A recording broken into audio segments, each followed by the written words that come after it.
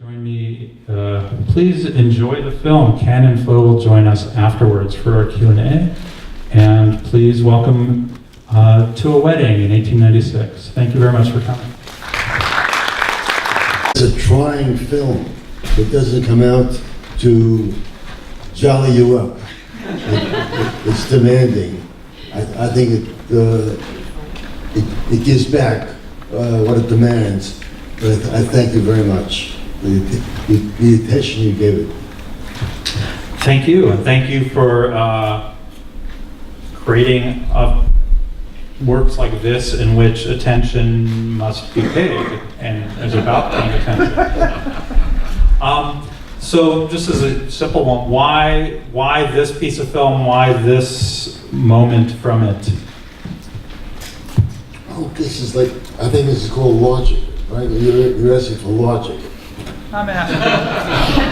I don't think there's logic there. It could be your passions, my whim. your whim. I was taken with this little bit of film, realized what could be done with it. Flo pushed, my wife Flo urged me to do it. We did it as a live performance for a while. And then when the video happened, became really accessible and good, she pushed me to do the film. And I did it with our daughter, Nisi, who works the controls of the computer, which is very strange to me, and we did it. And the music was my doing, with Nisi contributing a great deal. Since we'll probably talk more about the visuals of it, but let's say a bit more about the sound. Why did you choose to space like that, have the silences and the surrounds and so on? To keep you alert. To keep people, sort of on their toes. So in this body of work, these or whatever, what did you find? What do you find the most challenging aspect in coming up with pieces like this? Is it more conceptual, more technical, more? What have you found like? Fun, pleasure, wonder. These people really existed. They're tangible, and yet they're so far away as we will be. And it's very touching. I mean, this is the dead operating in front of us. Little boy, and two of the little kids are there. Who knows what happened to them? They died in the wars. They became old, whatever. Early film is very, very touching just because of that, just because of the time that's happened. Something was caught, something that happened every day. There was activity in the square every day. This little bit was caught because there was an occasion. A wedding became an occasion, and something to record. And so we had this incredible thing, and all the rest of it is gone. All the rest of the life of the marketplace is gone. Do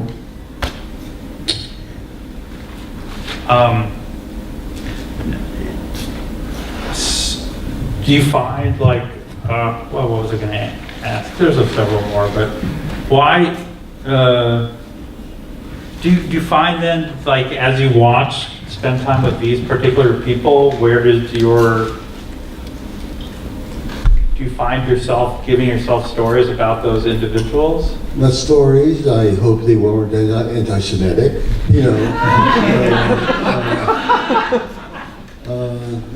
I don't make stories. I just. How do they expand and collapse as characters for you? They do have They're physical reality. It comes and goes, it's questioned. The physical reality is questioned. Crazy spaces happen, inversions happen. And this is what can happen to somebody if they're caught on film. This is the danger of being caught on film. An avant-garde filmmaker can grab your image and do crazy things to you. So a bit more of that. When do you figure out the right, how do different 3D systems work differently for you? Like we looked at a different way of doing 3D, coming up with 3D perception last night from this. And when is one right for you, or how do they work differently for you? I think you're asking for a logical answer again? Or whimsical? Whimsical, I got.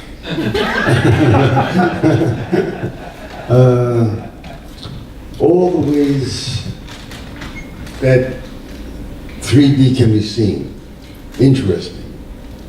And this happens to be one of them. To see autos, I'm going to say the wrong word. I'm not even trying to say it.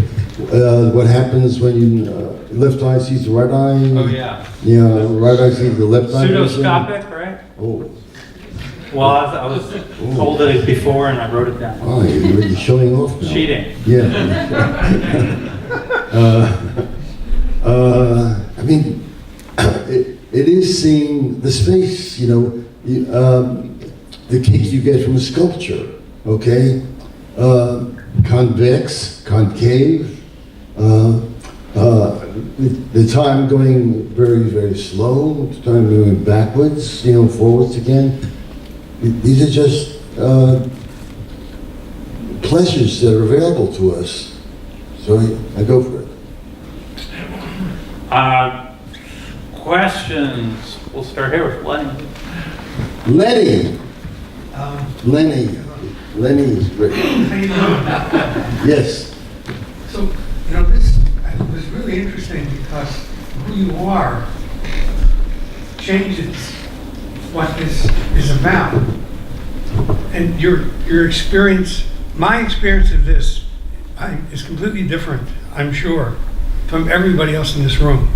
As I was looking at this, I realized this was shot with a later model cinematograph camera that used Edison perforations instead of the original Lumiere perforations, because I could see the shadows of the 4 perfs. And I realized that this could be seen as homage to the engineer, Moulin, who built the first cinematograph cameras for the Lumiere brothers. So it strongly resembles fax transmission. Yeah, if you got enough. It strongly resembles fax transmission rather than motion pictures. Well, early video was very slow transmission of images.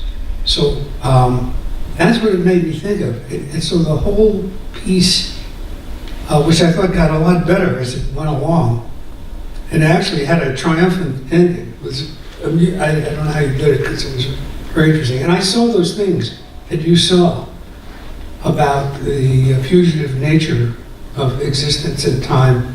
And I could see how you were playing with negative and positive sculptural space, which is extremely interesting. But it's an homage to the Lumineers and to film. It's a very interesting, unusual piece. And so, thank you. I enjoyed it. Yes, it's a gift.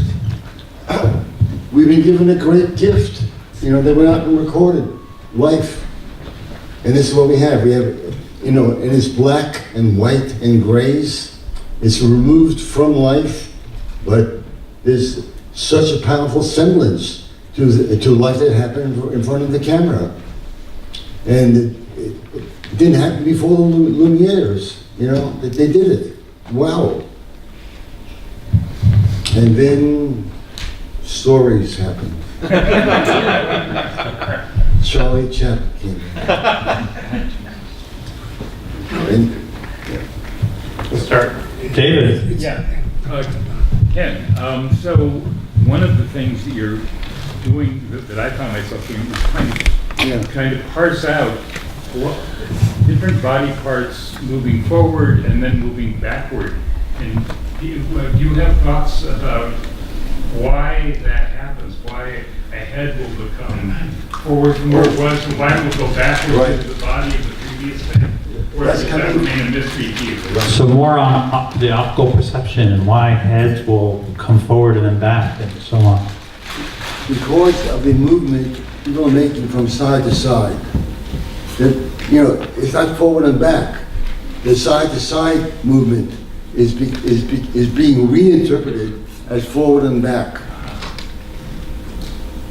And also the film itself is changing, which will be the left eye image, which will be the right eye image, and this is also in the midst of things, flipping space back and forth. They gave us something, and I hope I'm not abusing it. I'm loving it. I'm having more fun with it. They gave us a plaything, something to toy with, and that's what I'm doing. How radically does the perception change when you manipulate the formulas in the computer and so forth? Or do a lot of playing at the computer stage to end up with where you like it? It was done without the computer before, with just projectors. Which one was going to be the lead, which, it's not the computer, okay? It's, how can I say? It's the phase difference. These are just human choices being made with frame after frame after frame that composes a movie, what we call a movie, okay? What a crazy word, a movie. But I'm arresting them. I'm seeing them as a succession of stills, and I can have fun with that. And I can make things happen. But thanks to them. Please, I there. think in essence you're saying, trust me, stay with me on this. He said, he would say then that you're saying, trust me, stay with me on this. Yes. If you were able to sit through Tom the Piper's Son and enjoy it, I'm hoping, I'm trusting that you'll stay with me with this thing, okay? But I can't think of you while I'm making the movie. I just think of my selfish pleasure. I'm a human being, I'm just one of the people. And I'm thinking, I haven't gone out and checked how do people respond to this or to that. I have to go by my response to it, and figuring that you're not a totally different creature than I am, you'll get something from this. You might get something very different, but it'll be something to get something from. Robert? So Ken, I mean, if for anyone who's seen Tom Tom, that's the film of yours that they're thinking of when watching this. They're really kind of sister movies in a way. I don't think about it. Right. But the interesting thing about this one is, and I agree, I think the connection to the Lumineers is a really meaningful foundation when watching it, is that with the Lumineers films, they were very interested in the group, in that the dynamic of a group of human beings,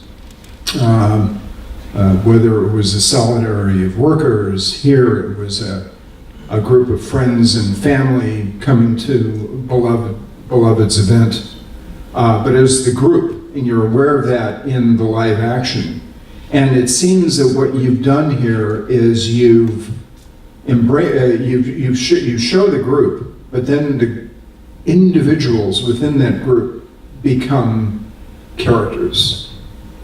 Yes. And that seems to me, in a way, to be the greatest meaning that I derive as a viewer from this, is that suddenly each one of these people, we have time and space to imagine as characters, almost like a Zola novel or something like that. I agree. Otherwise, they just stream past, they're a flow of people, and they're not individuals. Here you have to see, you're spending time with them, and they're doing odd things, whatever. But one has to consider the individuals. As much as this movie makes fun of them, okay, and it does, by inverting them, doing all these weird things to their bodies, they are there. The woman that comes out towards the end, who's very pale and almost like the background, she really registers. I think of her, she lived for me, okay? There's more to say. The whole idea of a box of reality, just plucking a rectangle of ongoing reality. It's crazy. It's strange. And we take it as, oh, this is the picture. This is the complete picture. It's not a complete picture. It's a tiny fragment, tiny crazy fragment of all there was, people are now seeing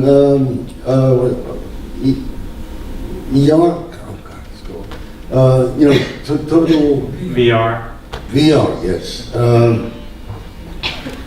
which I find scary and dangerous and intriguing. And what will happen to a film like this when people are VR'd? They're totally VR'd. What will happen to Charlie Chaplin? Who will understand what these things were, these quaint movies that used to be the thing that kept people alive from day to day? So, Mark? What technically was going on in those couple of sections that kind of became like a daguerreotype or a solarized effect? Yeah, that's willfulness on my part. I felt, the audience would need a break. I needed to be alerted a couple of times, and I also just liked the effect and self-indulged. There's no logic or meaning to it, other than what it does for the pace of the film, what it does for our capacity for attention. Like the red coming in, it's wake up. Please. Yeah. Do you ever have the urge to rework your films after viewing them to your screens? No, after I make them, I look at them. There was a companion piece of this. It was, what was it called? Flo, what was it called? The wedding. Huh? Coupling. Coupling was the bride and groom. I never made a video of it, but we used to perform the bride and groom going up the stairs. I can't do them all. Please, in the back up there. It makes me think of something you said once about leaves falling off trees being a tragedy, that you were moved to tears watching leaves fall off the trees. And this feels like you captured a few of those leaves and just celebrated their descent. Embarrassing, but yes. Any more from all of you? Please, in the center there. Ken, I know you said hi, by the way. Good to see you, Ken. You said that the sound was sort of whimsical and willful. You thought the sound, you said that the sound was sort of willful and whimsical. But I couldn't help but think about, we always talk about the persistence of vision, and I've never thought about the persistence of sound. I said until tonight. It seemed like you're trying to find those cracks in between the frames, some sort of original soundtrack or something. If I understand it, there are different qualities of energy, and I'm playing with energies. I'm playing with expectation on the audience's part. The music is built. It's built and it's familiar to us to be a succession of notes. But how about those notes break away? Those notes, tensions are created between those notes. The animal sounds come in. The animals don't appear in the scene, but this is concrete. It struck me that these sounds would have been heard. At the time, these people were actually walking up the steps. They would have heard these animal sounds. Did I answer your question? Sure. One or two more. Yes, please. When this was first produced, you performed this as a live performance for screenings? Yes. Was it done with stereo with glasses and 2 projectors, or was it back and forth, 1 frame at a time, and you had to make the stereo in your mind? It was 2 projectors, or what they call stop motion projectors, that allow you to stop in a frame. So Flo was at one projector, I was at the other one, and we were showing 2 frames out of sync. Okay? So, and use the Polaroid glasses to see 1 frame to each eye, and the lead frame in the succession of shots would shift from eye to eye, and all these happenstance depths would take place. Depths that sometimes resembled the depth of the scene that was actually there. One was photographed, and then these other wonderful, sculpturally interesting new depths, impossible depths that no one had ever seen before. So it was 2 projectors, 2 strands of the same film, slightly out of sync, usually 1 frame out of sync. Sometimes this one would be in the lead, and sometimes this projector would be in the lead. That was, I called it the nervous system. Didn't you have a version with 35mm slides? Did you have, yeah, Yes. 35 moments? I remember. And that We was, did that too. remarkable. Yeah. Different. Did those have those paddles in front of each projector as well? Not the flight? No, that happened. That came. But we did a number of different things while aging.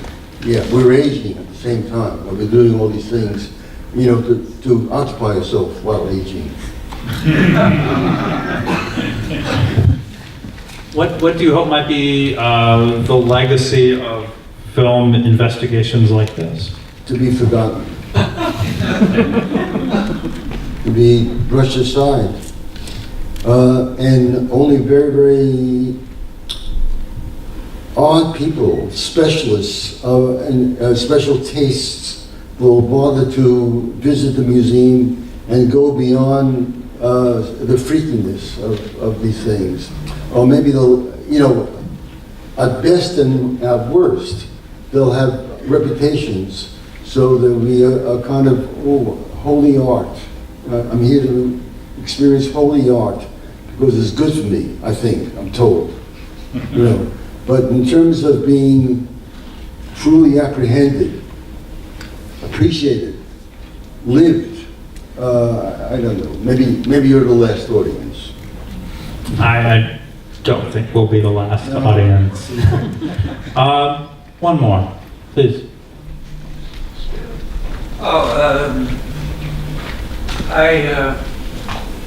Watching it at first, I had this strong impression of like being back in 1896, which I think was partly because of the 3D and partly because of the sound. And then when you first had the kind of ghost image, that's when I thought about, oh, these people are all dead. I'm very sorry, but please speak up louder. I can also repeat some, which was, Tom was talking about when he started seeing it first, yes, it took him to 1896 in part because of the 3D and in part the setting, but then also in that ghost image as well reminded him, of course, of how all these people have passed. Yeah.